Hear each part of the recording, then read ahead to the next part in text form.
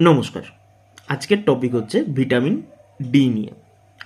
অনেকে বলে থাকেন যে ভিটামিন ডি সাপ্লিমেন্ট বা ক্যাপসুল নেওয়ার পরও প্রতি 3 মাস ছাড়া ছাড়া আমাদের শরীরে ভিটামিন ডির লেভেল অনেকের ক্ষেত্রে কমতে দেখা যায়। তার কারণ হচ্ছে তারা ভিটামিন ডির সঙ্গে বা ভিটামিন ডি3-র সঙ্গে K2 আর ম্যাগনেসিয়াম অ্যাক্টিভ ফর্মে নিচ্ছে না। তাহলে চলুন দেখে নেওয়া যাক বাস্তবতা কী। দেখুন, ভিটামিন ডি3 এটা যখন আমরা নিই তখন আমাদের শরীরে এই ক্যালসিয়ামের অ্যাবজর্বটা বেড়ে যায়। ক্যালসিয়ামের যে অ্যাবজর্ব পার্টটা রয়েছে ওটা বেড়ে যায়। এই ক্যালসিয়াম তখন কি হয়, আমাদের আর্টারি আর কিডনিতে গিয়ে স্টোর হতে শুরু করে। যদিও বা এটা আন্ডার রিসার্চে রয়েছে, কিন্তু এখন অবধি যেটুকু রয়েছে সেটা হচ্ছে আর্টারি আর কিডনিতে গিয়ে স্টোর করে। তাহলে এই ক্যালসিয়ামকে যদি আমাদের একটা সঠিকভাবে গাইড করতে হয়, সেই ক্যালসিয়ামটা কোথায় যাবে, বোনস টিথে কীভাবে যাবে, তার জন্য কে রয়েছে ভিটামিন K2। তাহলে এই ক্যালসিয়ামকে প্রপার ওয়েতে বোনস অ্যান্ড টিথে পাঠানোর জন্য দরকার ভিটামিন K2কে। এবারে এই ভিটামিন ডির মেটাবলিজম দরকার, এটাকে তো ঠিকঠাক করে কাজ করতে হবে। তাহলে তার জন্য অ্যাক্টিভ ফর্মে ম্যাগনেসিয়াম দরকার, যেটা আমাদের ভিটামিন ডির মেটাবলিজমে হেল্প করে। তার জন্য বলা হয় এটাকে D3, K2 আর ম্যাগনেসিয়াম একসাথে নিতে। D3 ছাড়াও D2 বলে আরেকটি পার্ট হয়। এই D2 আমরা কিসের থেকে পাই? প্ল্যান্টের থেকে পাই, ইস্ট থেকে পাই, ফর্টিফাইড ফুড থেকে পাই। আর D3 অ্যানিমেলস আর হিউম্যান স্কিন থেকে পাই। আসছি আমি এবার এই D2 আর্গো ক্যালসিফেরল আর D3 কলিক ক্যালসিফেরল, এর মধ্যে হচ্ছে এই D3টা আমাদের বডি সহজে অ্যাবজর্ব করতে পারে বা আমাদের বডিতে ইজিলি মেটাবলিজমের মাধ্যমে কাজ হতে পারে। তাহলে D3, K2 ম্যাগনেসিয়াম নিলেই তো হয়ে যায়, কিন্তু না, এখানে সমস্যা আছে। প্রথম কথা হচ্ছে এই K2 আর D3-র কম্বো সব ক্ষেত্রে অ্যাপ্লিকেবল নয়, ফার্স্ট। সেকেন্ড হচ্ছে যারা ব্লাড থিনারের মেডিসিন নেন তারা যদি K2 নিয়ে নেন তখন এই দুটোর মধ্যে কিন্তু একটা সংঘর্ষ হয়। ফলে যারা ব্লাড থিনারের মেডিসিন নিচ্ছেন তাদের ক্ষেত্রে সমস্যা দেখা দেবে। ম্যাগনেসিয়াম যদি কেউ নেয়, যারা ক্রনিক কিডনি ডিজিজের আক্রান্ত রয়েছেন তাদের ক্ষেত্রে কার্ডিয়াক অ্যারিথমিয়া রিস্কের চান্স বেড়ে যেতে পারে। তাহলে ইজি ওয়ে কি, ডেফিসিয়েন্সি টেস্ট করা, যে আদৌ ডেফিসিয়েন্সি আছে কি না। ওকে, তাহলে আরেকটু সহজ করে দেখি ভিটামিন ডি আমাদের শরীরে তৈরি হচ্ছে কি করে। ভিটামিন ডি কিন্তু খাওয়া অনেক পরের বিষয়। ভিটামিন ডি আমাদের শরীরে তৈরি হয় কিভাবে? তৈরি হয়, আমরা সানলাইটে গেলাম একদম আর্লি মর্নিংয়ের 10 to 15 ইয়া 30 মিনিটসের মধ্যে।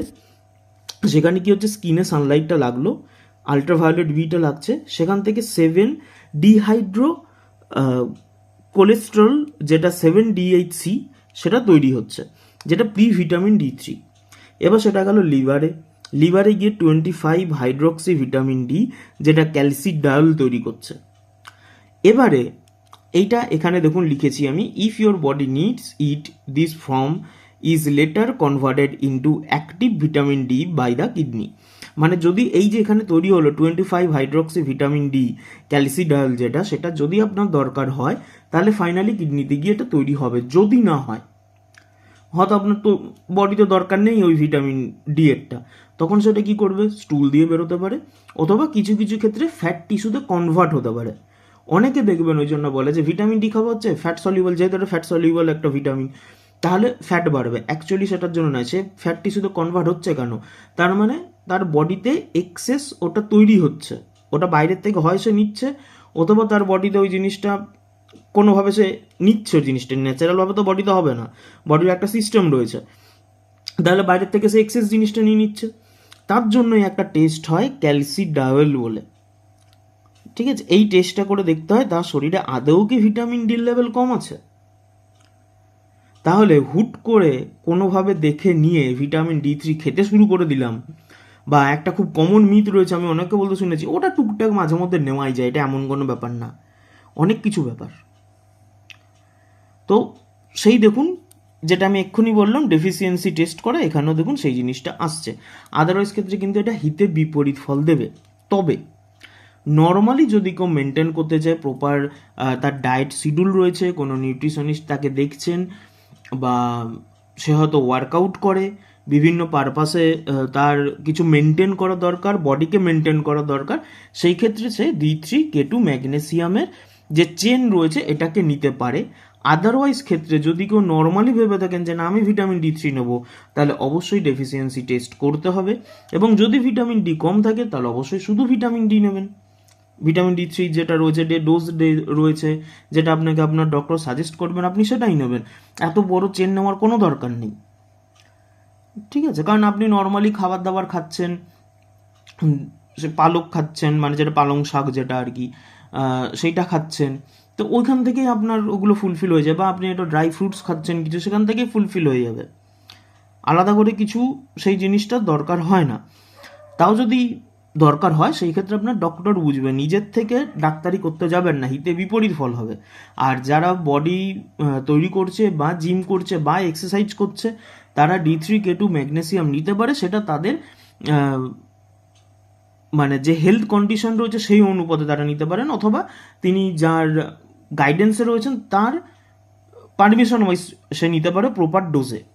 ওকে, তো এটাই হচ্ছে ভিটামিন ডি3 নিয়ে বললাম, কারণ ভিটামিন ডি3 নিয়ে শুধুমাত্র এইটুকুটাই কিন্তু এখন সব থেকে বেশি চলছে, বাকি এই জায়গাগুলোয় কিন্তু কিচ্ছু দেখা হচ্ছে না।